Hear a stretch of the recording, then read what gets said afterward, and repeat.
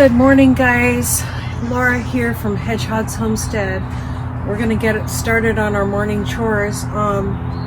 Our turkey spent the time last night in the shed again because I went to go lock them up with the chickens last night, and the chickens totally attacked them.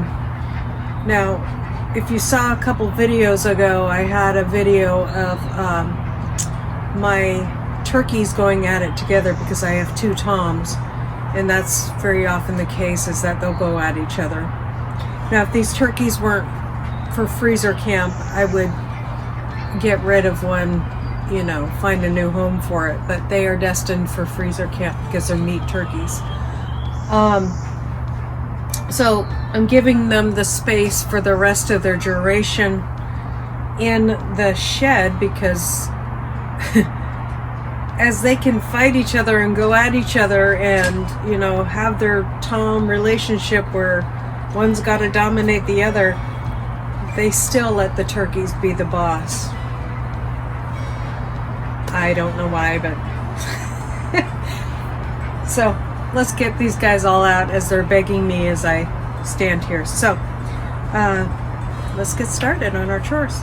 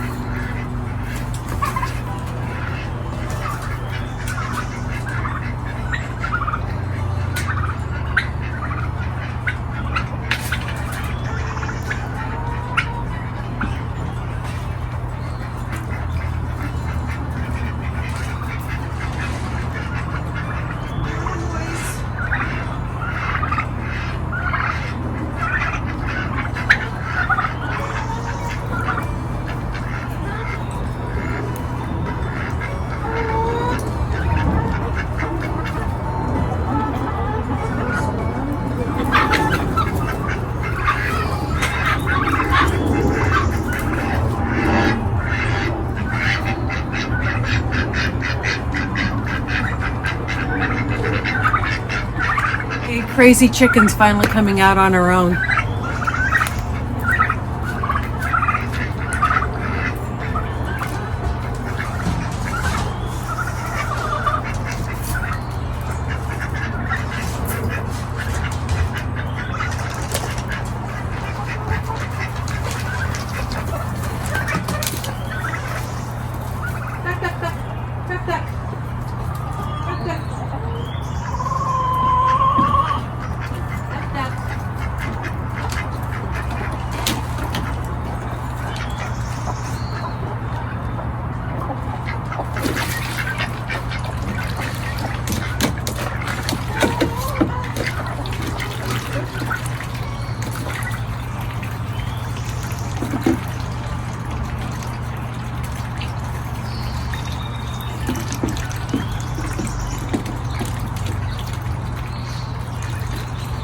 Take off my hand.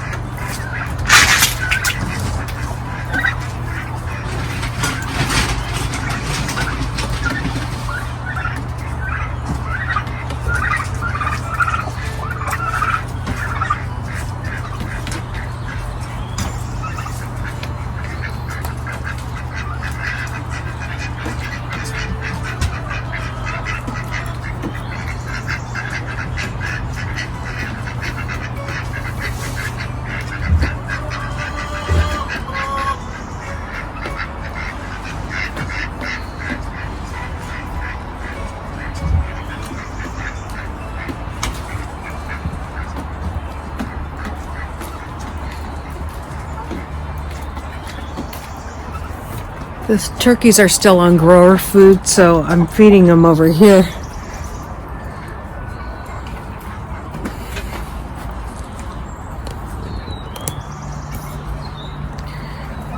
On a shelf or a table so that the chickens don't eat it all.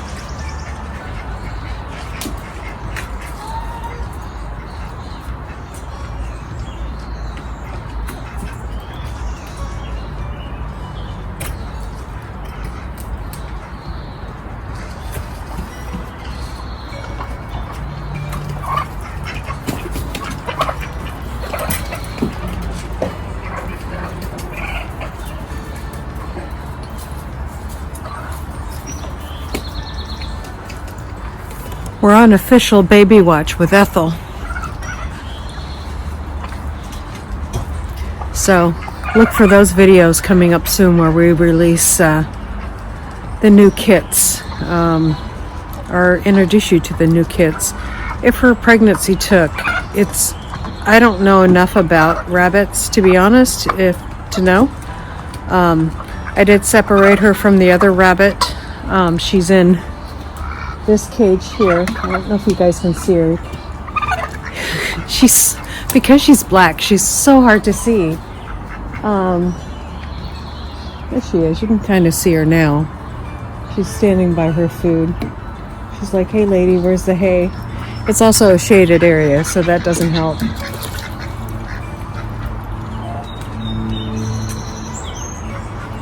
So today we're on day either 29 or 30, and it's 31 days, so within the next 3 days we should have baby kits. Hey turkeys. It also seems like the turkeys have worked out their differences. I don't see them puffing up at each other as much. You want to see what's in there?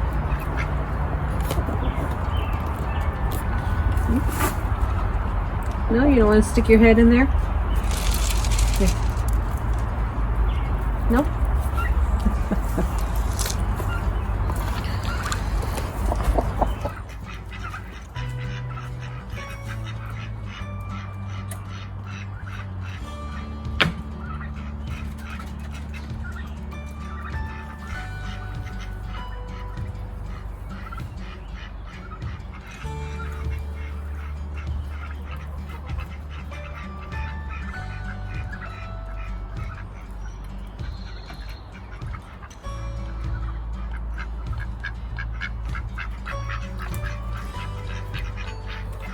She is taking her hay. Her normal hay. I don't know if you guys can see in there. See how the hay's kind of green, and then the stuff in the front is yellow. So she's taking her normal hay and building a nest with it. That's a good sign that she's getting ready to kit, or to have her kits. It's also a good sign that she's probably a good mom. So she comes from good stock, so let's hope it all goes well.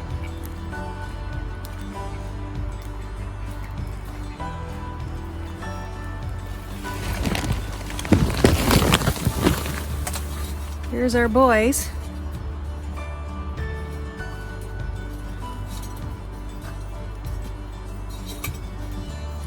And if you're new here, this is Smokey right here, and this is Bandit.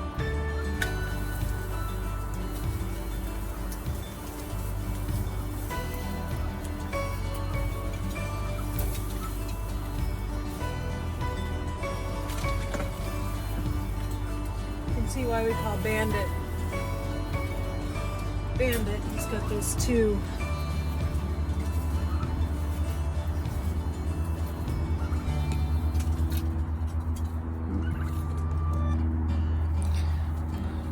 So this is Smokey and Bandit. You can see why, if Bandit turns around, you can see why he's called Bandit. He's got two black eyes. And these guys are, he's in New Zealand mixed with a little bit of Cornish, he's in New Zealand mixed with a little California Rex. And he's mostly California Rex with a pinch of New Zealand. So I chose the cross on purpose when I was doing my studies to buy rabbits. I bought them for sustainability, but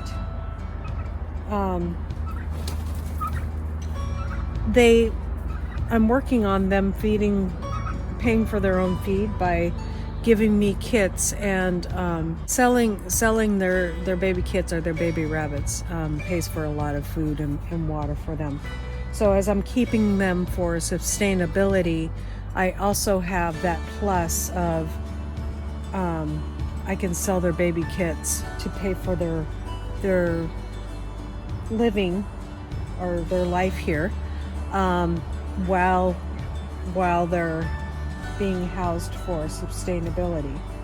So, and they are a pleasure to have around. I wouldn't eat these guys unless we were in a real crisis. They are sweet animals, but taste a lot like chicken. So if you're looking for something that's real sustainable, they are the most sustainable meat producers that you can own, and you can own them and keep them in a suburban backyard.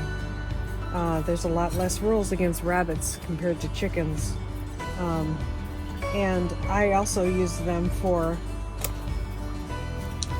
down below here of a raccoon house. And I don't know if you're familiar with Joel Salatin. He has termed that phrase, I think he actually got the idea from somebody else though. And I put wood chips down, and they're mixing that with their manure and their hay that they drop, urine.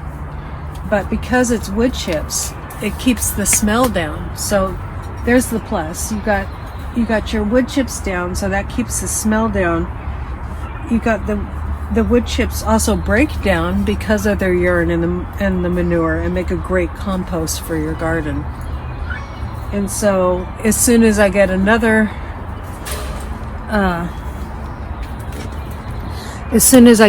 bunch of wood chips, I'll be taking this all out and this fall putting it in my garden for the following year, and for my fall garden. Need to get these guys some water. My turkeys also love to stay in this house because there's a few areas where they can perch, and turkeys love to perch. So let me get water for everybody. Oh, and I also got to feed Houdini on the other side. What is going on in here? Mario?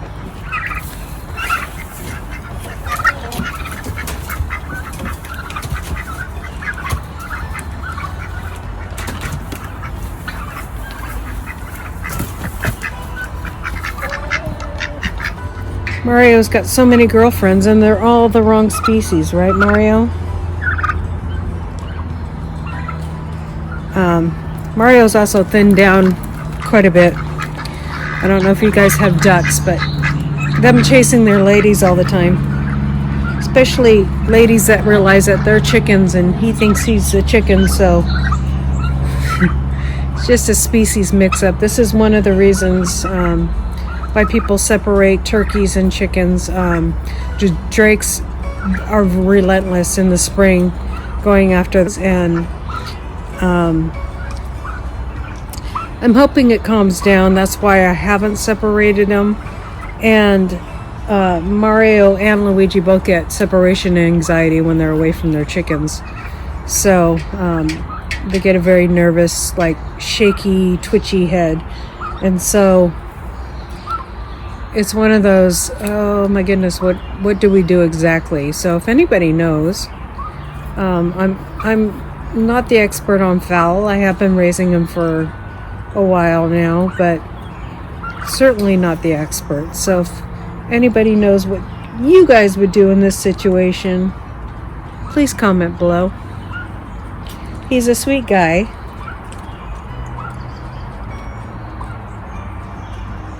Aren't you, Mario? You're a sweet guy, but you're just a ladies' man. What I really need to do, and I haven't been able to find this season, is any girls for him. I would love to get some girly ducks for him. That would be awesome. My neighbor was saying he used to just go get them from the parks because he is a mallard, and so my neighbor used to go catch them from the parks. I won't tell you his name, but that's what he was saying to do. Go get a mallard from the park. I'm like, well, a mallard from the park would fly away. So these guys are mallards. I have one of their wings clipped so they won't fly away, because I don't know how they do in the wild. So they've been awful spoiled. So let me get these guys watered and get Houdini taken care of. You guys can watch the ducks play around in the water.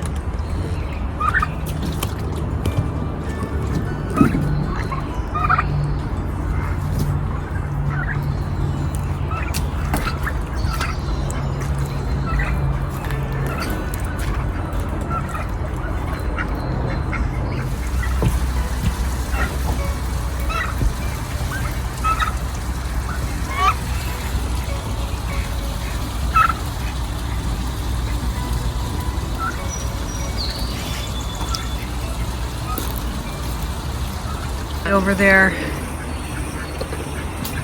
in the rabbit house over there, the chickens are digging underneath, and yeah, because there's lots of worms in there. There's no worms. This ground is very hard, but there's no worms anywhere else, but there's worms in that area where those that soil has been breaking down. I keep it dry.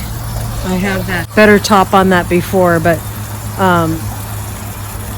where we live, it gets very windy, and sorry, squirrel was getting into the rabbit food. Where we live, it gets very windy, and it blew away our last one. So that was literally a metal greenhouse that I had made into a rabbit house, and so I had to come back, and the bars got all bent in it, come back and put something that could move in the wind. So that's a plastic PVC pipe connected to some wood. I still have the plastic from the old greenhouse, and that's what you see on top of my racking house. So instead of buying another greenhouse that could be damaged in another storm, this was our solution.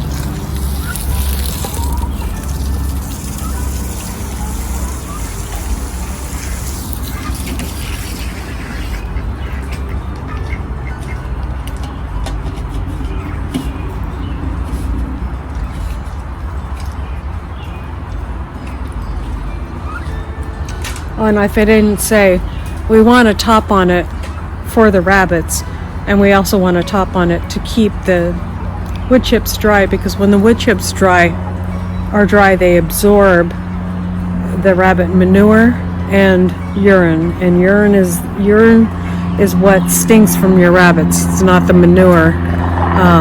So if you want to keep the smell of having rabbits in your backyard. Sorry guys, we live near an airport, and we keep our wood chips under there dry because it lets the smell of the urine get absorbed into the wood chips. That helps the wood chips break down, but it also keeps the smell of having rabbits in your backyard down by huge margins. Look at that chicken. Finding all kinds of good bugs in there. So both the chickens and the ducks love it to go in there and just really go at, and finding worms is their big find in there. Look at that little bugger. I don't know if you guys can see. I just chased him away again. We don't have a rat problem on our homestead. The owls take care of those because we live we're backed up to what you're seeing behind me is a park. It's a wildlife reserve park. So the owls take care of any rats that we may have, but we certainly have a squirrel problem, and sometimes they dig up plants. They don't eat the plants that much because there's so much food that they can go after with my rabbits and my chickens that, they'll eat food and let it run over. So we have some very fat squirrels around here. All right, you guys, thank you for coming along with me today. I am very honored to have you with me. Please like and subscribe, and as always, God bless.